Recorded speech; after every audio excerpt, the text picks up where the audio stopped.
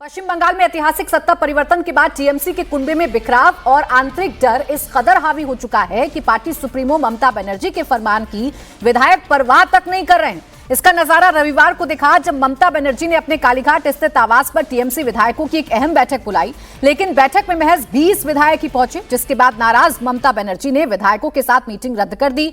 सूत्रों की माने तो मीटिंग से विधायकों के गायब होने के पीछे गहरा डर काम कर रहा है।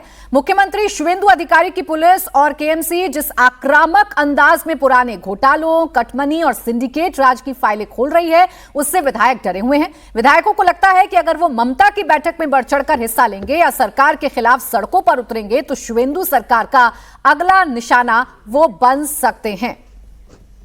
जो लोग प्रोटेस्ट कर रहा है इस हमले का, तो उसका प्रोग्राम से पुलिस उठाकर ले जा रहा है, अरेस्ट कर रहा है। आज चुचुड़ा में एक एमएलए असित मजुमदार और हमारा कई जो कार्यकर्ता है उसको, वर्कर्स को, लीडर्स को अरेस्ट किया, थाने में ले गया। तो कल शाम से हमारा जो लेजिस्लेटिव लीडरशिप है उनका पास एमएलए लोगों को ये रिक्वेस्ट आ रहा था कि देखिए ये तो अचानक हो गया, तो कलकत्ता रवाना होने का जो हमारा प्रोग्राम था, तो अभी तो हम प्रोटेस्ट रैली कर रहे हैं और पुलिस प्रोटेस्ट रैली से हमारा वर्कर को हैरेस कर रहे हैं। तो फॉर द टाइम बिंग आज जो शेड्यूल था उसको डेफर किया जाए, तो हालात थोड़ा ठीक होने से हम फिर ये मीटिंग करेंगे। सब लोग पार्टी का साथ है, लेकिन ये प्रैक्टिकल थोड़ा इश्यूज है, इसीलिए हम लोग आज करीब 2:30-3 बजे एक डिसीजन लिया। तो आज जो आ चुका है उसके साथ मुलाकात हो जाएगा, लेकिन आज का meeting for the time being हम पोस्टपोन कर रहे हैं, क्योंकि वो लोग अपने खुद का कंस्टिट्यूएंसी में वो लोग बिजी है।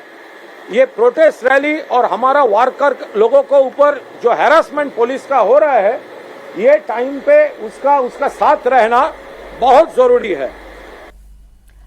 अब आप मजबूरी सुन रहे हैं टीएमसी की। फेस सेविंग के लिए कहा तो जा रहा है कि हमारे विधायक अपनी कॉन्स्टिट्यूएंसी में बिजी हैं, लेकिन असल बात क्या है वो तो आप इन तस्वीरों को देखकर समझ सकते हैं। अब जिन प्रैक्टिकल इश्यूज की बात यहां अजीत जी कर रहे हैं टीएमसी के नेता, वो प्रैक्टिकल इश्यू दरअसल है क्या? क्या ये इश्यू है कि ममता बनर्जी पे से विश्वास हट गया है, या ये इश्यू है कि अगर हम ममता बनर्जी के साथ दिखेंगे तो ऐसा ना हो हमारे काले चिट्ठे ये सरकार खोल दे?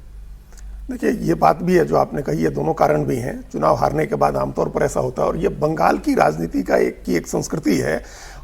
चूंकि जब जीत करके आई ममता बनर्जी, उनकी पार्टी के लोगों ने अपने विरोधियों के साथ जिस तरह का बर्ताव किया था, उनकी पार्टी के नेताओं को ऐसा लग रहा है कि यह सरकार भी उनके साथ ऐसा कर सकती है।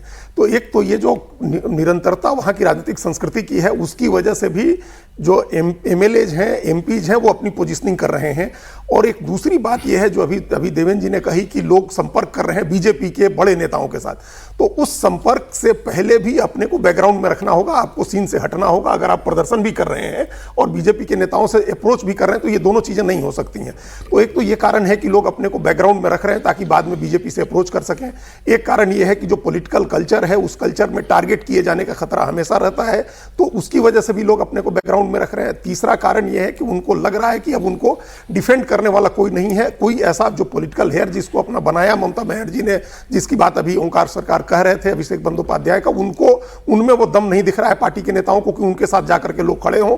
ममता बनर्जी की अब उम्र भी हो गई है और ऐसा लग नहीं रहा है कि आगे वो पार्टी को रिवाइव कर सकती हैं। तो एक तो पॉलिटिकल राजनीतिक चिंता है, कच्चा चिट्ठा खुलने की चिंता है, राजनीतिक संस्कृति में हमले का जो और गिरफ्तारी का जो डर होता है उसकी चिंता है, बीजेपी के साथ आगे जाने के लिए अपनी जमीन बनानी है, उसके लिए अपने तैयारी करनी है, उसका बैकग्राउंड तैयार करना है, वो मामला है। और उसके बाद सबसे बड़ी बात यह है, बंगाल की राजनीति में हमको अभी ये समझ में नहीं आ रहा है कि 41.5% लोगों ने वोट दिया है ममता बनर्जी की पार्टी को, तो कहां है वो लोग?